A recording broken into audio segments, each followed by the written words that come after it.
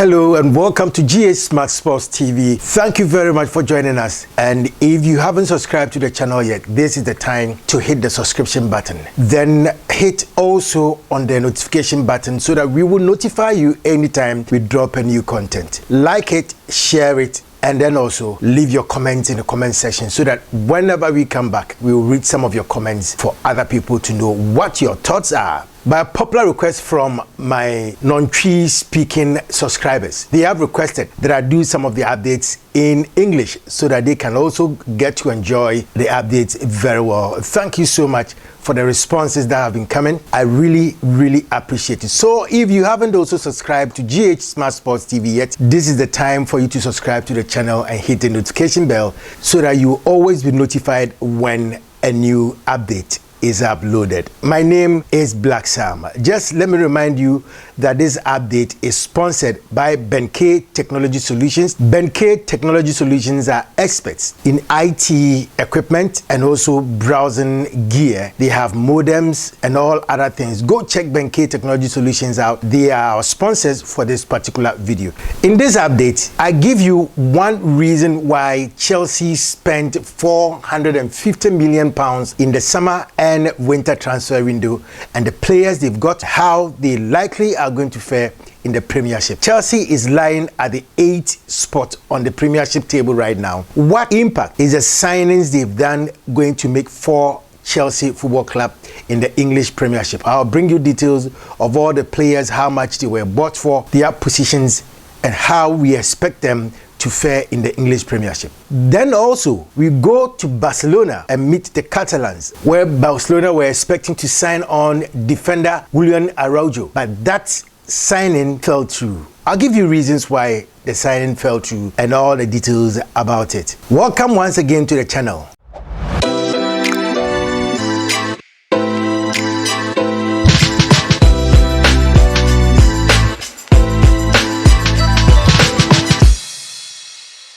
Chelsea have blown everyone out of the water in the transfer window ever since Todd Boehly arrived. What I have done is to compile an all-new 11 lineup that Boehly has spent money to get them to Chelsea since 2022 and 2023 season started.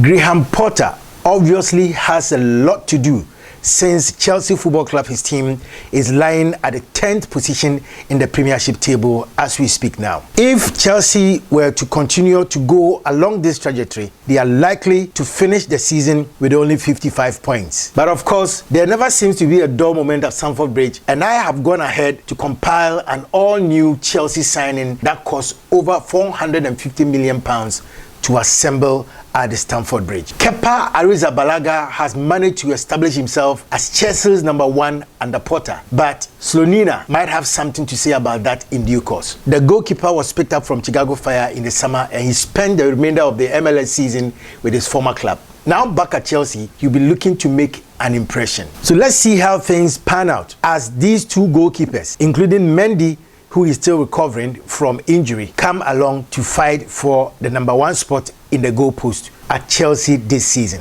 Now let's look at the right back position, where Malo Gusto was bought at £26 million. There's no doubt that Chelsea loves signing on fullbacks. The 19-year-old Malo Gusto has impressed in League One for Lyon, and so Chelsea promptly snatched him up for £26 million.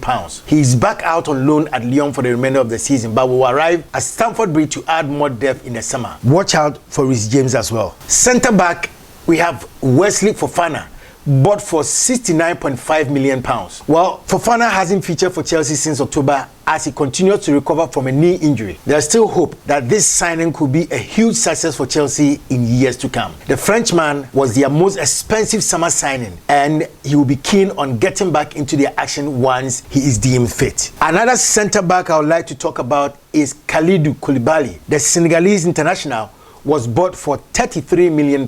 He was bought from Napoli in the summer transfer window. Koulibaly came with a huge reputation after a number of successful years with Napoli in Italy. It's probably fair to say that the 31-year-old hasn't lived up to the hype, and Benua Bediashile was probably signed for that reason. There's definitely a good player in there, but Cucurella has so far struggled to justify his lofty price tag. Since signing for Chelsea, almost all of his underlying stats have taken a battering compared to his Brighton days. The number of key passes, dribbles and tackles he makes per game have all dropped off significantly. If anyone can get the best out of him though, it is Graham Potter, because he's coached him earlier at Brighton. In central midfield, there is Andres Santos, bought for £18 million.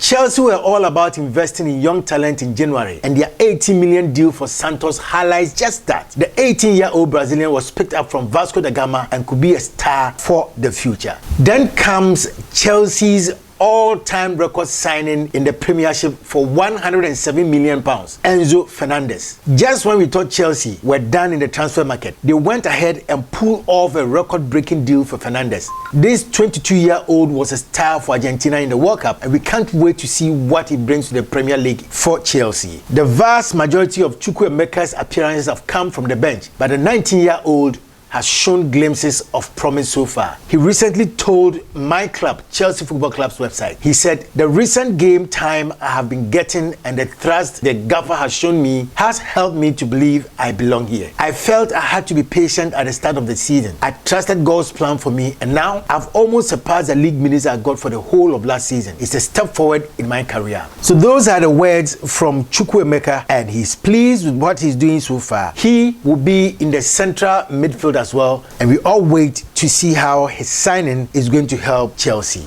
And then at left wing is Mikhailo Modric, bought for £62 million. Of course, his debut for Chelsea brought back fond memories of Eden Hazard, and that can only be a good thing if he continues along this line. In the striking position, Pierre-Emerick Aubameyang was bought last summer for $10.3 million on deadline day from Barcelona. Despite all of Chelsea's spending under Boli, it is crazy to think that Aubameyang has been the only senior striker they have signed. The former Arsenal man has been in and out of Potter's sides this season. Often, Kai Havertz has been the preferred option to lead the line, and Aubameyang has been left watching on from the bench. Even though he is quite older than the rest of the strikers in the team, we still seem to know what Aubameyang can do up front, and we wait to see what he's going to do going forward as the season progresses. And of course, at the right wing is England's Raheem Sterling, bought for £47.5 million from Manchester City. It feels as if there is more to come from Sterling in a Chelsea shirt. With 6 goals contribution in the Premier League, he has been their most productive player along with Havertz, but Sterling has another level to reach. If he gets anywhere close to replacing his form for Manchester City in the 2019-2020 season, then the £47.5 million Chelsea spent on him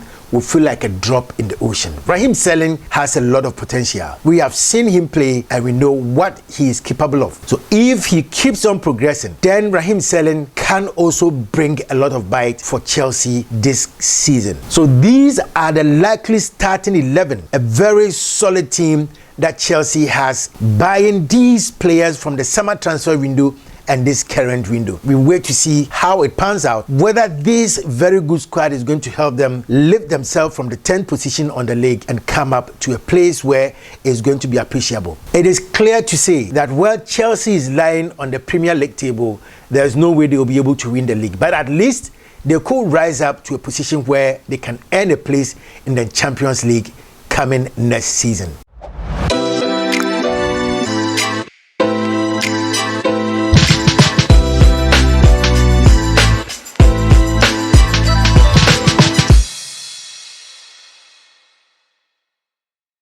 Then I have news from Julian Araujo, who Barcelona missed out on the transfer deadline day when they were trying to sign him from LA Galaxy. The club says they missed their paperwork just 18 seconds. Just 18 seconds. And that closed the winter window, and so they couldn't sign the player. Barcelona were actually in talks with the MLS club over signing the 21-year-old right back for $6.5 million in a deal until 2026 and have reached an agreement over the transfer.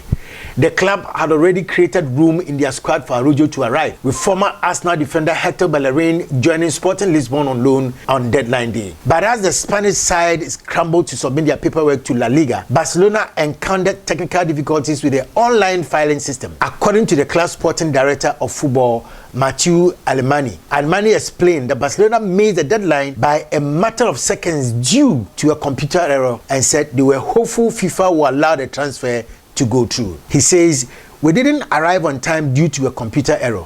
The delay was 18 seconds. We will wait to see what FIFA is going to decide on this matter." Araujo would have been Barcelona's only signing of the January transfer window, with Bellerin and Memphis Depay leaving the club. Araujo for now remains an LA Galaxy player, and his was not the only deal on deadline day that collapsed before the window. Remember, Paris Saint-Germain were also furious with Chelsea after the transfer of Hakim Ziyech failed to go through before deadline. It has been claimed by the Independent of London that the wrong documentation or incorrectly filled out forms were sent 4 times. However, Chelsea insists that the papers failed to send due to unforeseen technical issues, which meant the 11 p.m. deadline was made. So 2 players who were likely to be signed by their new clubs, Julian Araujo in the case of Barcelona and Hakim Ziyech in the case of PSG, fell through deadline window due to paperwork mistakes. Actually, PSG filed that they be allowed to sign Hakim Ziyech, but FIFA has rejected that proposal. So you can see how paperwork can even affect a player's movement, and these 2 examples are very bad. That should never happen to any player. Well, this is the update I brought you in this particular update on GA Smart Sports TV. If you haven't subscribed to the channel yet, this is the time to join our team by clicking on the subscribe button and hitting on the notification bell so that anytime we do any update and upload it, you will be notified for you to watch it. Your comments are so welcome, so leave your comments in the comment section, and then also like and share our channel to many others so that they get to know what we are doing here on GH Smart Sports TV. Once again, my name is Black Sam. Every now and then I'll be doing some English updates for those who don't speak the local language, so that you can also get to know all the updates that we have for you. Thank you very much for watching. I'll see you in the next one.